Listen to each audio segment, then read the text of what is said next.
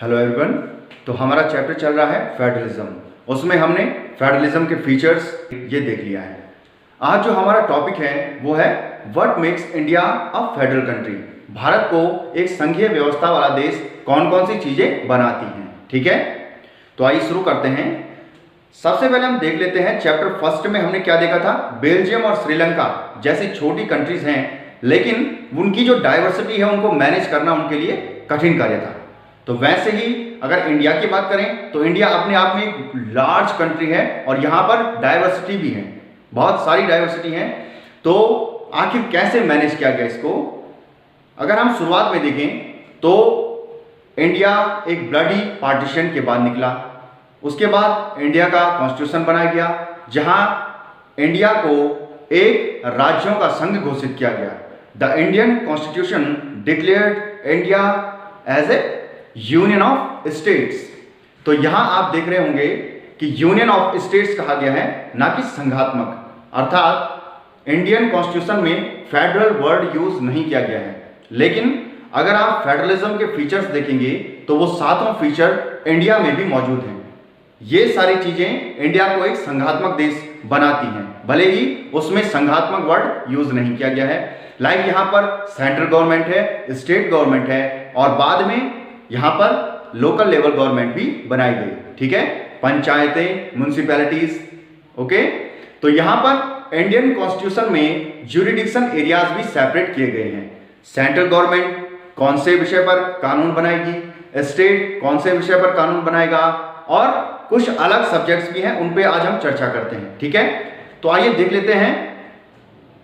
Indian constitution ने विभिन्न विषय राज्य और संघ दोनों में बांट दिए हैं, और इन विषयों पर कानून बनाने का अधिकार उन दोनों को सेपरेट दिया गया है। ठीक है, तो आइए देख लेते हैं कौन कौन से विषय संघ सूची में हैं और कौन से राज्य सूची में। ठीक है, तो यहां पर इंडियन कॉन्स्टिट्यूशन में यूनियन लिस्ट है।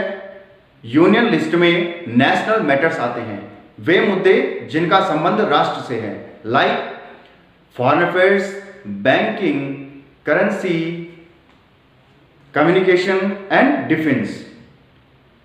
ये सारे जो विषय हैं इन पर कानून बनाने का अधिकार केंद्र सरकार को है।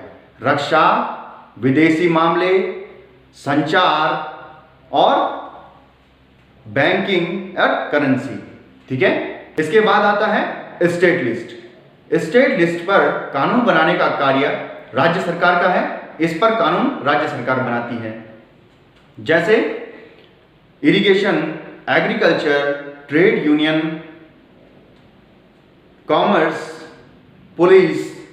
ये सारे विषय राज्य से संबंधित हैं और इन पर कानून बनाने का कार्य राज्य सरकार का है। ठीक है, इसके अलावा जो तीसरी लिस्ट है वो है कॉन्करेंट लिस्ट या समवर्ती सूची। तो समवर्ती सूची में वो विषय डाले गए हैं जो राज्य और केंद्र दोनों से संबंधित हैं। ठीक है, इन पर कानून बनाने का अधिकार दोनों को है। ठीक है, जैसे शिक्षा, जंगल, forest, education, adoption, succession, marriage. ये सारे विषय इन पर कानून बनाने का अधिकार दोनों को है।